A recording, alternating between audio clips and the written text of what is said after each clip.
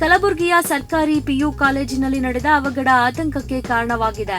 ತರಗತಿಯಲ್ಲಿ ಉಪನ್ಯಾಸ ನಡೆಯುತ್ತಿದ್ದ ವೇಳೆ ಚಾವಣಿಯ ಒಂದು ಭಾಗ ಏಕಾಏಕಿ ಕುಸಿದು ಬಿದ್ದಿದ್ದು 5 ವಿದ್ಯಾರ್ಥಿನಿಯರು ಗಾಯಗೊಂಡಿದ್ದಾರೆ ಎಂದು ವರದಿಯಾಗಿದೆ.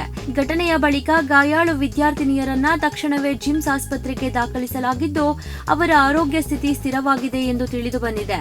ಅವಘಡ ಸಂಭವಿಸಿದ ವೇಳೆ ತರಗತಿಯಲ್ಲಿ ವಿದ್ಯಾರ್ಥಿಗಳು ಹಾಜರಿದ್ದ ಕಾರಣ ಕೆಲಕಾಲ ಗೊಂದಲದ ವಾತಾವರಣ ನಿರ್ಮಾಣವಾಗಿತ್ತು. ಮಾಹಿತಿ ಪಡೆದ ಪೊಲೀಸರು ಸ್ಥಳಕ್ಕೆ ಭೇಟಿ ನೀಡಿ ಪರಿಶೀಲನೆ ನಡೆಸಿದ್ದು ಚಾವಣಿ ಕುಸಿತಕ್ಕೆ ಕಾರಣವೇನು ಎಂಬುದರ ಕುರಿತು ತನಿಖೆ ಆರಂಭಿಸಿದ್ದಾರೆ. ಈ ಘಟನೆ ಶೈಕ್ಷಣಿಕ ಸಂಸ್ಥೆಗಳ ಕಟ್ಟಡಗಳ ಸುರಕ್ಷತೆ ಮತ್ತು ನಿರ್ವಹಣೆಯ ಕುರಿತು ಪ್ರಶ್ನೆಗಳನ್ನು ಎಬ್ಬಿಸಿದೆ.